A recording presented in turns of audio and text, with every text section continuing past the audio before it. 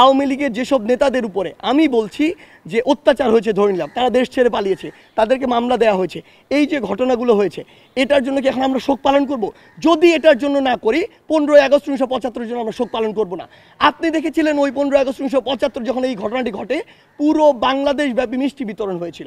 যদি দায় নেয় আমাদের সবাইকে দায় নিতে হবে, আমি এটাতে একদম দ্বিমত করবো না এই জায়গা থেকে। কিন্তু আপনি যদি দায় দেন কোনো নির্দিষ্ট একটি গোষ্ঠীকে দিতে পারবেন না। কেন দিতে পারবেন না? কারণ আমরা দেখেছি, আমরা যখন ডিবি হেফাজতে ছিলাম আমাদের সাথে যেগুলো হয়েছে মিডিয়া সেগুলো প্রকাশ করতে পারেনি। কেন? হয়তো বা এমন হতে পারে করতে দেয়া হয়নি, কিন্তু পারেনি তো, এটাই তো বাস্তবতা। আমরা দেখেছি সরকার তার ক্ষমতার অপব্যবহার করে আমাদেরকে হেফাজতের নামে 6 দিন আটকে রাখা হয়েছে। একটা মানুষকে 24 ঘন্টার বেশি জিজ্ঞাসাবাদের জন্য কোনদিন আটকে রাখা যায় না। দেখুন, আমি আপনাকে একটা স্পষ্ট করে কথা বলি। কথাটা হচ্ছে, মানে আপনি যদি দায় দিতে চান, দায় আমাদের সবাইকে নিতে হবে। দায় আপনাকেও নিতে হবে, আমিও নিব, আওয়ামী লীগও নিবে, প্রত্যেকটা দল নিতে হবে বাংলাদেশে। এই দায় কোনোদিন একদিনে তৈরি হয় না। এই দায় 16 বছরে তৈরি হয়েছে। আমরা দেখেছি 16 বছরে পুরো বাংলাদেশের প্রত্যেকটি সেক্টর কিভাবে চুপ ছিল, কিভাবে ক্ষমতার অপব্যবহারের ফলে তারা তাদের জায়গা থেকে তাদের যে ভূমিকাটা পালন করা ছিল কেউ করেনি। এই যে জনবিস্ফোরণটি আপনি দেখছেন, যেটি হয়েছে 16 বছর পরে এই জায়গাটিতে দাঁড়িয়ে, এটি ঘটার পরে এখন সবাই সবার জায়গা থেকে যত কিছু বলার বলছে। 16 বছর ধরে যদি এই মানুষগুলো তাদের জায়গা থেকে কথা বলতো, বিষয়টি এ পর্যায়ে কখনো যেত না। যদি দায় নেয় আমাদের সবাইকে দায় নিতে হবে, আমি এটাতে একদম দ্বিমত করবো না এই জায়গা থেকে। কিন্তু আপনি যদি দায় দেন কোনো নির্দিষ্ট একটি গোষ্ঠীকে দিতে পারবেন না। কেন দিতে পারবেন না? কারণ আমরা দেখেছি, আমরা যখন ডিবি হেফাজতে ছিলাম আমাদের সাথে যেগুলো হয়েছে মিডিয়া সেগুলো প্রকাশ করতে পারেনি। কেন? হয়তো বা এমন হতে পারে করতে দেয়া হয়নি, কিন্তু পারেনি তো, এটাই তো বাস্তবতা। আমরা দেখেছি সরকার তার ক্ষমতার অপব্যবহার করে আমাদেরকে হেফাজতের নামে 6 দিন আটকে রাখা হয়েছে। একটা মানুষকে 24 ঘন্টার বেশি জিজ্ঞাসাবাদের জন্য কোনদিন আটকে রাখা যায় না। সেটাতে এই যে একটি প্রেশার ক্রিয়েট করার যতটুকু বিষয় ছিল সেটি করা হয়নি। আমরা দেখেছি আমাদের আন্দোলনের সময় অসংখ্য সংবাদ সম্মেলন আমরা করেছি, বাংলাদেশের বর্তমান যে প্রচলিত মিডিয়া সিঙ্গেল একটিতে কোনো কিছু আসে নাই। তার মানে আপনাদের যতটুকু পালন করার কথা ছিল আপনারা করেননি, ওই দায়িত্বটুকু আপনার উপর বর্তায়। সেইমভাবে আমি কর্মসূচি ঘোষণা দিয়েছি, আমার কর্মসূচি আমি ধরে নিচ্ছি যে বিভিন্ন মানুষজন সেখানে তাদের রাজনৈতিক উদ্দেশ্য বাস্তবায়ন করার জন্য বা দেশকে অস্থিতিশীল করার জন্য, ইভেন ইফ আওয়ামী লীগ, ছাত্রলীগ, যুবলীগ তাদেরও অসংখ্য মানুষজন বিভিন্ন ছদ্মবেশে ওখানে ছিল এই কারণে যে তারা একটি অস্থিতিশীল অবস্থা তৈরি করতে চায়।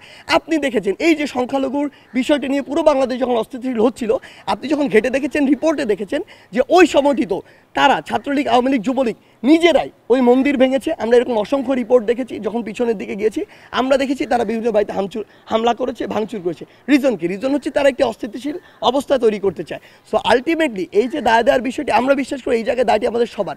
তবে আমরা এইটুকু বলছি, আপনি যেটি বললেন যে এই শোক পালন করার উচিত কিনা, আজকে 2024 সালের এই গণঅভ্যুত্থানে আওয়ামী লীগের যেসব নেতাদের উপরে আমি বলছি যে অত্যাচার হয়েছে ধরে নিলাম, তারা দেশ ছেড়ে পালিয়েছে, তাদেরকে মামলা দেওয়া হয়েছে, এই যে ঘটনাগুলো হয়েছে এটার জন্য কি এখন আমরা শোক পালন করব? যদি এটার জন্য না করি 15ই আগস্ট 1975 জন্য আমরা শোক পালন করব না। আপনি দেখেছিলেন ওই 15ই আগস্ট 1975 যখন এই ঘটনাটি ঘটে পুরো বাংলাদেশ ব্যাপী মিষ্টি বিতরণ হয়েছিল।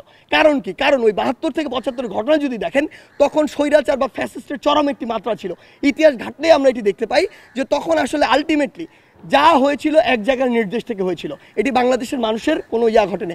এমনকি বাংলাদেশের সাধারণ মানুষ ওই সময় যে বিষয়টি হয়েছিল যে সাধারণ মানুষ তার যে বিচারটি সেটি পায়নি, বরং বিচার নির্দিষ্ট একটি ঠিকানা থেকে, ধানমন্ডি 3200 কয়েকটি ঠিকানা থেকে পুরো বাংলাদেশে যেত। সো ওই সময় সামগ্রিক একটি বিপ্লবের ফল ওটি ছিল। আসলে আপনি যাদেরকে আজকে মানে দোষ দিয়ে ফাঁসিতে ঝুলাচ্ছেন, দেশের বাইরে পাচার করছেন, তাদের সাথে কী হয়েছিল আপনি সেটি কেন বলছেন না? বিগত 16 বছর ধরে আপনি এটি বলেন নাই, কারণ বললে হয় আপনার চাকরি থাকতো না, হয় মিডিয়া থাকতো না। This is the reality. So fact হচ্ছে আলটিমেটলি আপনার পিছনের ঘটনার দিকে যেতে হবে। আজকে 24 সালে যা হয়েছে এটা 24 সালের ঘটনা না, বিগত 16 বছর ধরে হয়েছে তার ঘটনা। সো আমাদের জায়গা থেকে আমরা মনে করি শুধু আমাদের জায়গা না, বরং রাষ্ট্রীয়ভাবে এই যে শক্তি এটি পালন করা উচিত নয়। কোনোদিন সিঙ্গেল কয়েকজন মেজর বা আর্মি অফিসার মিলে এই যে একটি অভ্যুত্থান সেটা 15 আগস্টে 1975 ঘটাতে পারতো না, বরং এটি একটি সামগ্রিক ক্ষোভ ছিল এবং সবার ওই যে একটি নীরবতা সমর্থনেরই কিন্তু একটি লক্ষণ। সেই জায়গা থেকে আমরা বিশ্বাস করি যে এই আপনি যে কথাটি বলছেন এটিতে আমরা সমর্থন করি না।